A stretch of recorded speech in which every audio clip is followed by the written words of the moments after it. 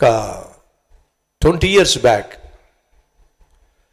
నన్ను ఒక మీటింగ్ పిలిచారు. వాక్య పరిచర్య చేయడానికి నన్ను పిలిచారు.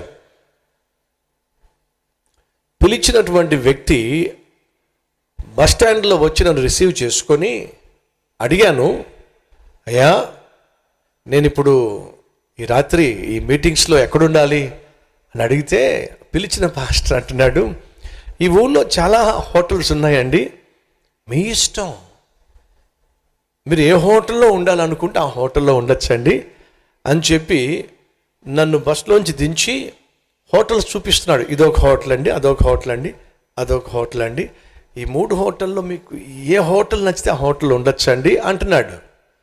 ఇప్పుడు పిలిచింది ఎవరు? తాను. హోటల్ కనీసం నాకు ఉండడానికి రూమ్ అరేంజ్ చేయాల్సింది ఎవరు? పిలిచినోడే కదండి. ఆ పిలిచిన సేవకుడు అంటున్నాడు, మీ ఇష్టం, మీరు ఏ హోటల్లో ఉంటే ఆ హోటల్లో ఉండండి అని చెప్పేసి కామ్గా వెళ్ళిపోయాడండి. ఇప్పుడు నేను ఒక్కొక్క హోటల్ దగ్గరికి వెళ్ళి ఈ హోటల్ ఎంత, ఆ హోటల్ ఎంత, ఆ హోటల్ ఎంత, ఆ రెంటలు కనుక్కునేసరికి నన్ను పిలిచిన వాళ్ళు కాస్త బో పెడతారు, పిలిచిన వాళ్ళు కాస్త ఉండడానికి ఒక రూమ్ తీసుకుంటారని సహజంగా అనుకుంటాం కదా. నేను ఎటువంటి ఏర్పాట్లు చేసుకోకుండా అతను నమ్మి వెళ్ళిపోయిన తర్వాత మీ రూమ్ మీరే చూసుకోండి అని చెప్పి అనేసరికి ఏం చేయాలో తెలియక ఆ హోటల్ రూమ్లో ఇదేమో 600 లేకపోతే 700, ఇదేమో 1000 రూపాయలు, ఇదేమో 1500 రూపాయలు, ఇవన్నీ చెప్తూ వస్తే నేను దీంట్లో చీప్ అండ్ లీస్ట్ హోటల్ ఏమన్నా రూమ్ ఉందా అని అడిగితే, పెంట్ హౌస్ ఉందండి పైన, మరి వేసవకాలం మే నెలలో పిడుగురాళ్ళ అనే పట్టణంలో పెంట్ హౌస్ అని తెలుసు కదా, పైన రేకులు, ఒక చిన్న గది తీసుకున్నాను. రాత్రి నిద్రలేదు. ఎందుకని? వేడి, ఉడుకు, అల్లాడిపోయాను.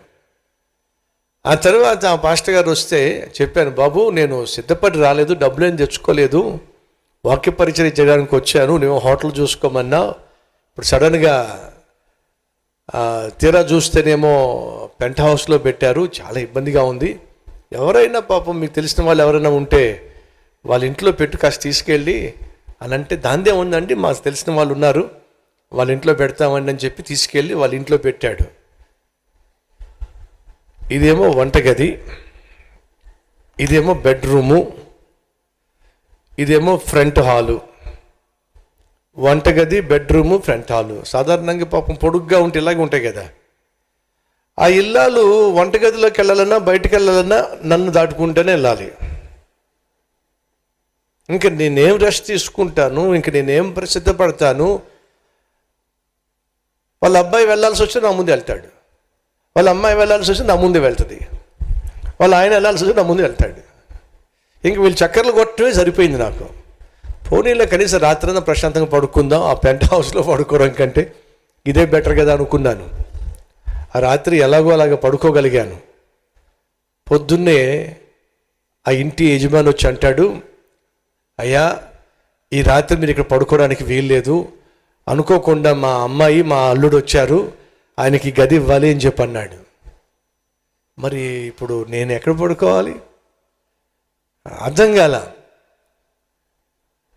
అల్లుడును పాపం కూతురు వచ్చేసరికి నన్ను ఈ గదిలో నుంచి, మిడిల్లో ఉన్న గదిలోంచి బయటికి గెంటారు. ఒకే ఒక రాత్రి మిగిలింది.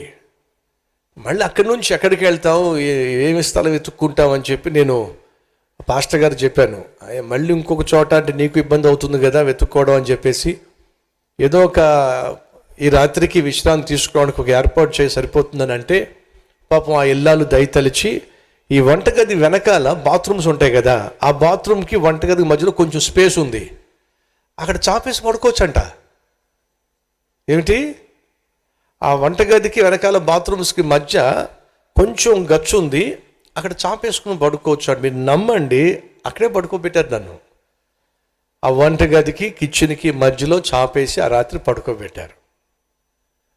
అయినా కూడా ఆ రోజులో నాకున్న, ఆ రోజు కావచ్చు ఈ రోజు కావచ్చు, నాకున్న ఒకే ఒక ఆశ ఏమిటంటే వాక్యం చెప్పడానికి ఒక 60 నిమిషాలు టైం ఇస్తే చాలు, నేను చెప్పాలనుకుంటున్న వాక్యం ద్వారా కొన్ని ఆత్మలను రక్షణలోకి నడిపించి సంతోషంగా వెళ్ళిపోదాం అని చెప్పి అలాగే అక్కడ ఉన్నాను నేను. ఈ లోపల హైదరాబాద్ నుంచి మన తమ్ముళ్ళు వచ్చేసారు. ఇట్లా ఇక్కడికి వచ్చా కదా మీటింగ్స్కి, ఇక్కడ పరిస్థితి ఏమి బాగాలేదని చెప్పంటే గబ్బ మన తమ్ముళ్ళు వచ్చేసారు. రెండో రాత్రి నన్ను మిడిల్ రూమ్లో పెట్టినప్పుడు మా వాళ్ళకి బీపీ పెరిగిపోయింది. ఆ సేవకుని పట్టుకొని అప్పటికే టీవీలో వాక్య పరిచర్య చేస్తున్నాను నేను.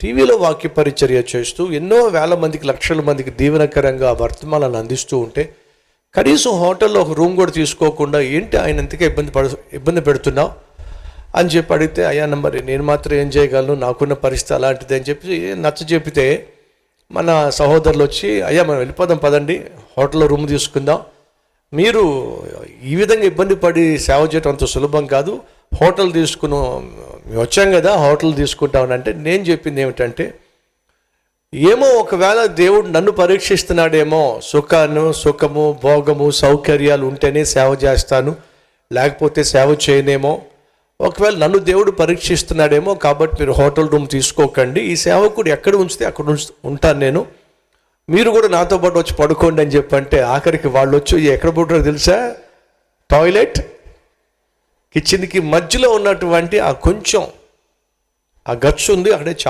చాపలు వేసుకొని అక్కడే పడుకున్నాం.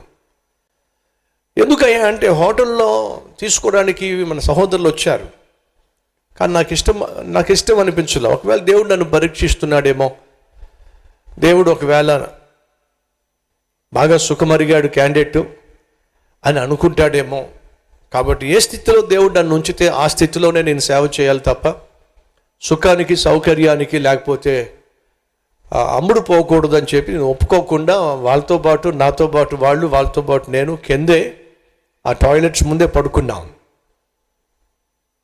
కొంచెంలో నమ్మకంగా ఉన్నట్లయితే, దేంట్లో కొంచెంలో నమ్మకంగా ఉన్నట్లయితే దేవుడు మనల్ని అత్యధికంగా దీవిస్తాడు.